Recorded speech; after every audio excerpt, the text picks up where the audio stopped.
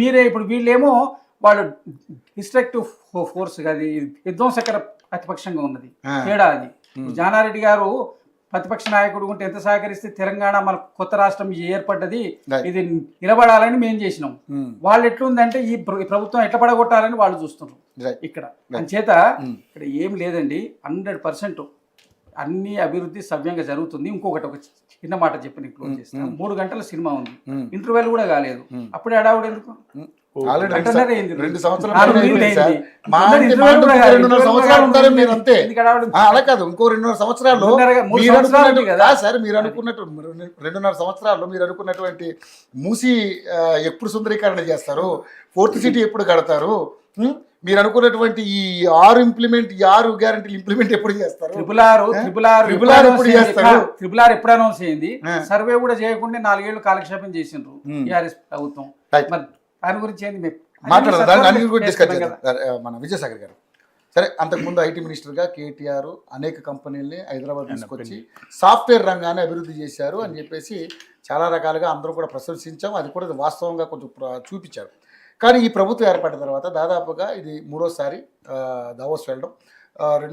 మొన్న last year వెళ్ళినప్పుడు దాదాపు 2,75 కోట్ల రూపాయలు పెట్టుబడులు తీసుకొచ్చామన్నారు. ఎక్కడున్నాయి ఏంటి అనేది మీరు క్వశ్చన్ చేస్తున్నారు. మళ్ళీ దావోస్ వెళ్ళారు. ఈరోజు మళ్ళీ ప్రధాన శీర్షికల్లో ప్రతి పత్రికలో కూడా 23,000 కోట్ల రూపాయల పెట్టుబడులు ఈ తెలంగాణ రాష్ట్రానికి MOUలు కుదుర్చుకున్నారు, ఆకర్షించబడ్డాయని చెప్పేసి మాట్లాడుతున్నారు. ఏంటి నిజంగానే ఇందులో ఎంత వాస్తవం ఉంది? మీరేమంటారు ఒక ప్రతిపక్షంగా? ఏయోటు వీక్షకులకు, రవి గారికి, అక్కడ బీజేపీ రవి గారికి, కాంగ్రెస్ శ్రీనివాస్ గారికి, అనాలసిస్ పశుపతి గారికి మరియు తెలంగాణ ప్రజలందరికీ శుభ సాయంత్రం. ముఖ్యంగా తెలంగాణ రాష్ట్రం తెచ్చుకుంది మనం నీళ్లు, నిధులు, నియామకాలు. సరే, ఏ ప్రభుత్వం వచ్చినా అభివృద్ధి అనేది ఒకరి సొంతం కాదు. ఆంధ్రప్రదేశ్లో ఉన్నప్పుడు కానీ సరే తెలంగాణకు నష్టం జరిగిందనే మనం తెలంగాణ కోరుకున్నాం. తెలంగాణ రాష్ట్రం వచ్చినాక 10 సంవత్సరాలు కేసీఆర్ గారు దాదాపు 9.5 సంవత్సరాలలో నీళ్ళ గురించి ఒక ప్రాజెక్ట్ కట్టిండు. అదేవిధంగా మనకు కృష్ణానది మీద ఉండవలసిన వాటా కరెక్ట్ లేదు, దాని మీద కేసులు నడిచినాయి. అది నడుస్తుంది, సెంట్రల్ గవర్నమెంట్ పరిధిలో ఉన్నది. దాని కొరకు పోరాటం చేసారు, కొన్ని ప్రాజెక్టులు కట్టిర్రు, కొంతవరకు కంప్లీట్ అయినాయి, కొంత బ్యాలెన్స్ ఉన్నది.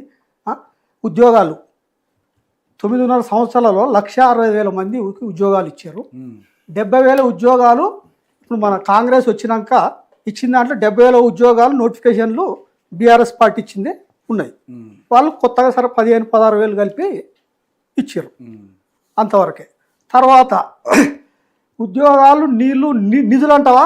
మనం భారతదేశంలో తెలంగాణ వచ్చిన తర్వాత అగ్రగామిలో మనం తెలంగాణ రాష్ట్రాన్ని చూసినాం.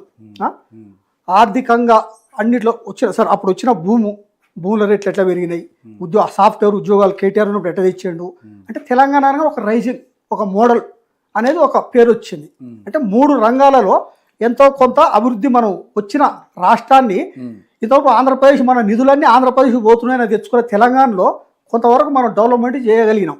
కానీ రేవంత్ రెడ్డి గారు వచ్చిన దాన్ని కంటిన్యూ చేస్తూ అభివృద్ధి చేస్తే బాగుంటుంది.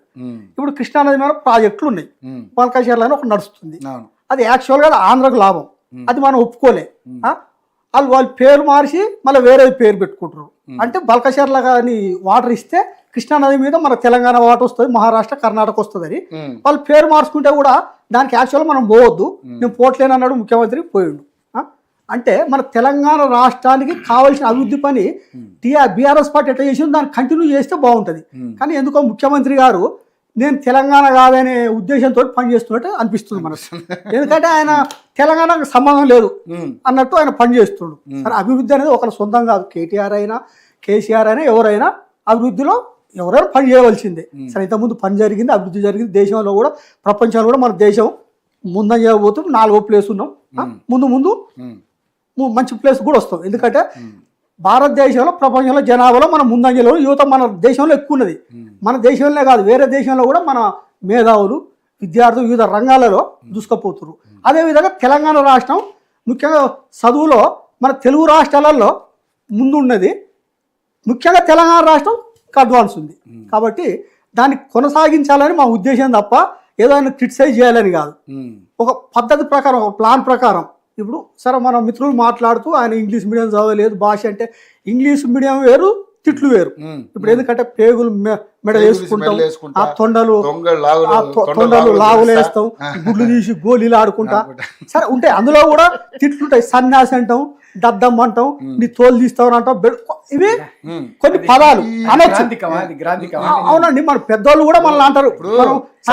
ఈ సన్నాసులు అంటూ అంటే పనిచేయాలి సన్నాసి అంటాం. అంటే ఇప్పుడు మన కేసీఆర్ గారికి అదొక ఊత పదం, అది ఊత పదం, అది మాట్లాడతారు. అది భూత పదం కాదు, అది కొత్త పదాలు. ఏది గుడ్లతో ఈయన మాట్లాడేది ఏంటంటే కొంచెం ఎప్పుడు ఎవరు వినలేదు. అంటే అది నిరంకుశం కూడా కాదు, ఒక భయపెట్టే చిన్నపిల్లలు భయపెట్టే ఒక మాంత్రికులు ఉంటారు కదా, అట్లాంటి పదాలు. కేసీఆర్ కేటీఆర్ వాళ్ళ పదాలు సన్నాసులు దద్దమ్మలు అని మామూలు అందరు వాడే పదాలే. పండబెట్టి తొక్కి పేగులు వెళ్ళేసుకుంటా అంటే అది ఏంటంటే పిల్లగాలు భయపడే భాష. అది మేము అనేది ఏంటంటే ఓకే, నువ్వు అభివృద్ధిలో పోటీపడు చెయ్యి, చంద్రబాబు తోటి గురువును వెనకకు నెట్టి నువ్వు ముందుకు తీసుకురా. తెలంగాణలో ముఖ్యమంత్రి నువ్వు. తెలంగాణ ఇప్పుడు కేసీఆర్ కంటే మంచి పనులు చేసి నువ్వు కేటీఆర్ కంటే మంచిగా పని చేసిండు ఒక రేవంత్ రెడ్డి అని ఒక పేరు తీసుకురావాలని మేము కోరుకుంటున్నాం. తెలంగాణ డెవలప్మెంట్ కావాలని మేము కోరుకుంటున్నాం. ఓకే సరే, బీజేపీ తోటి కేసీఆర్ గారు మంచిగా లేరు అనేది మీరు అంటారు. అట్లేం కాదు, ప్రధానమంత్రి గారు కూడా చాలా సందర్భాలలో చెప్పిండు. కేసీఆర్ నీళ్ళ గురించి పనిచేస్తుండు, ఆయన ఇంతవరకు ఇట్లాంటి నేను మనిషిని చూడలేదని ప్రధానమంత్రి కూడా అన్నాడు.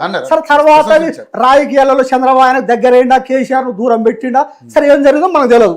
ఆయన రాగానే జగన్ తీసుకొని పోయిండు, ప్రధానమంత్రిని కలిసిండు, 2 రాష్ట్రాలు డెవలప్మెంట్ కావాలని కోరుకుంటూ. చంద్రబాబు ఉన్నప్పుడు కూడా ఆడ అమరావతి కడుతుంటే ప్రధానమంత్రి వస్తే కూడా పోయిండు, కలిసిండు, ఏం కావాలని చేసిండు. సరే కొన్ని రాజకీయాలలో కొంతమంది వెనకకి అని కొన్ని పదాలు ముందుకు తీసుకొచ్చి సరే కేసీఆర్ కలవలేదు అనేది వీళ్ళు క్రియేట్ చేశారు. ఇదేదో పని ఉన్నప్పుడు ఈయనకు సమాచారం ఇవ్వకుండా లేటుగా సమాచారం ఇచ్చి అంటే కావాల్సి వాంటెడ్గా చేసారు అక్కడ. కాబట్టి మేము కోరుకునేది ఏంటంటే దావుసుకు పోయినాం, సరే ఇప్పుడు 23,000 కోట్లు అన్నావు, లాస్ట్ టైం కూడా పోయినప్పుడు 2,70,000 కోట్లు అన్నావు, తీసుకొచ్చినావు, మూసి అన్నావు, డెవలప్మెంట్ అన్నావు, కానీ ఎక్కడ కనిపిస్తలేదు. సేమ్ ఈ గురువు చంద్రబాబు కూడా ఇంత ముందు కూడా విశాఖపట్నంలో ఒక మీటింగ్ పెట్టి ఇట్నే చేసిండు.